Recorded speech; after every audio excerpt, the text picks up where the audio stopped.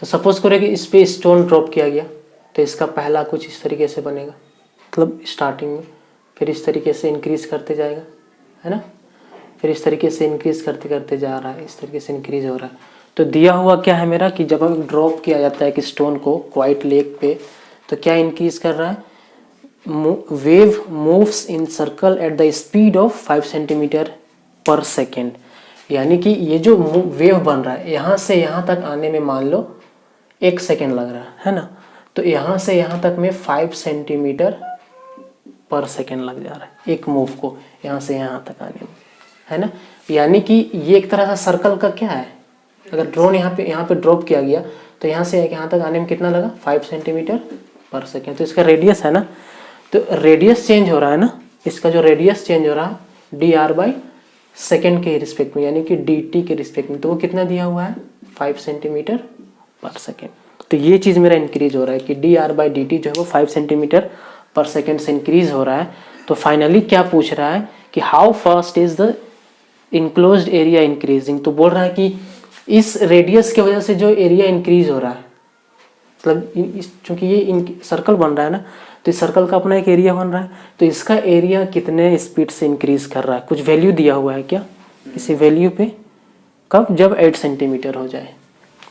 8 क्यों दिया, शुरू में 5 था, क्योंकि ऑब्वियस है कि शुरू में छोटा सा बनेगा सर्कल, जैसे जैसे वो इंक्रीज करेगा, अगर इसको सेंटर मान लिया जाए तो मान लो कि ये सर्कल यहाँ से यहाँ तक में 8 सेंटीमीटर है, तो जब ये जो वेव था यहाँ से यहाँ तक पहुँचा तो ये एरिया इनक्लोज हुआ, है ना, तो ये एरिया इनक्लोज हुआ है, तो ये एरिया कितना रेट से इंक्रीज हुआ है वो पूछ रहा है।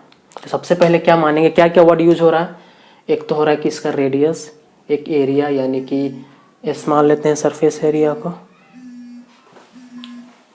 अलार्म टाइम हो गया आगे, इसका रेडियस हो गया, सरफेस एरिया को मान लेते हैं एस या फिर ए मान लेते हैं, कुछ भी मान लो, ए मान लेते हैं, है ना, ए मान लिए, और एक टाइम दिया होगा टी। तो ये 3 चीज़ मानना होगा कि मान लेते हैं कि लेट किसी टाइम पे और उसका रेडियस है और क्या है उसका, ये क्या है, एरिया है, कहाँ खोया रहता है। तो ये तुमको हर क्वेश्चन में ऐसा लिखना है ना, तो एक तरह से इजी भी है कि फॉर्मेट वही है, तो लिखते हैं, है ना, लिख रहे हैं कि let at any instant t क्या हो जाएगा, the radius of circular wave, लिख दे रहे हैं ना, circular wave be r centimetre and A be the area of the circle, इतना सा मान लिए। तो सबसे पहले क्या दिया हुआ है, क्वेश्चन से थोड़ा फिर से अपने चलता हूँ क्योंकि क्वेश्चन से पकड़ में आएगा। फर्स्ट में क्या दिया हुआ, कैसे डिसाइड करोगे क्या दिया हुआ है,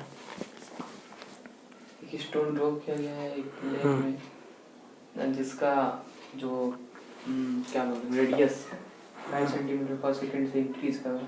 हाँ देखो इंक्रीज हो रहा है ना, रेडियस इंक्रीज हो रहा है ना, तो वहाँ से ये पता चल रहा है कि जो मेरा डी आर है यानी कि रेडियस है वो इतना सेकंड से तो टाइम होगा वो इंक्रीज कर रहा है।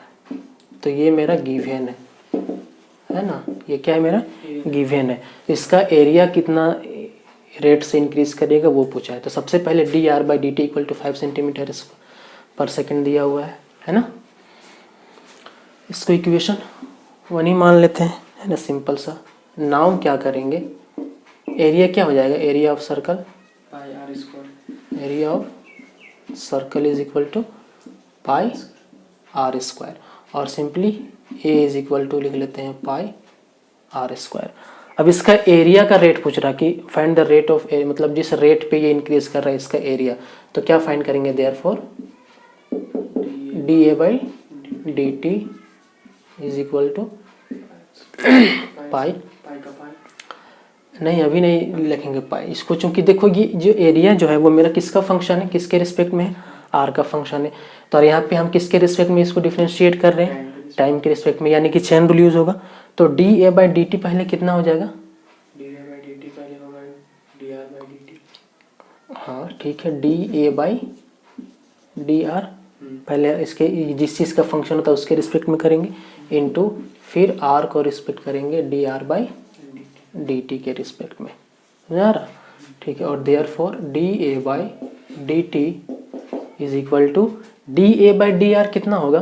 DA/DR अभी हम किए नहीं है लेकिन डायरेक्ट करना होगा हमको। DA/DR तो इसी को करो ना, इसी को करो, यहाँ से हम इसको कर रहे हैं ना, तो सबसे पहले तो R के रिस्पेक्ट में करेंगे तो हो जाएगा 2R। हाँ 2R इंटू पाई, यानी कि 2 pi R into DR/dt into DR/dt। यहाँ तो कोई दिक्कत नहीं। और DA/dt is equal to 2 pi R into DR/dt कितना है वो मेरा क्वेश्चन में था, तो वहाँ पे हो जाएगा 5, है ना। यहाँ पे क्या करेंगे, फ्रॉम इक्वेशन 1 से ये 5 हो गया, और सिंपली कितना हो गया, 5 2 जा 10 पाई R। तो इसका जो एरिया है वो 10 पाई R के रेट से इंक्रीज करेगा। अब है कि गिवन वैल्यू पे पूछ रहा, तो देयरफॉर फाइनली क्या हो जाएगा, DA/dt when t is equal to 8 centimetre, है ना। देख लो तो गलत हो जाता है फिर, तो 10 इंटू पाई इंटू 8 हो गया। तो कितना हो गया ये 80 पाई। क्या यूनिट क्या लिखेंगे यहाँ पे, सेंटीमीटर स्क्वायर पर सेकेंड, यानी कि यहाँ पे हेंस करके क्या लिखेंगे, हेंस द एरिया, क्या चीज़ का था वो देख लेना, is increasing area of wave ना, enclosed area increasing हाँ the area is increasing of wave at the rate of, short में एट द रेट को ऐसा लिख दे रहे हैं ना, जीमेल वाला, at the rate of 80 pi centimetre square पर सेकेंड, है ना। वेन क्या, यहाँ आर ना पूछा है तो यहाँ टी थोड़ी होगा, पूछा है ना, when r is 8 centimetre, rate पूछा है लेकिन आर इतना होगा तब। ये थोड़ा दिमाग मतलब आया होगा नहीं, क्योंकि फर्स्ट क्वेश्चन था ना तो थोड़ा सा लगता है टाइम।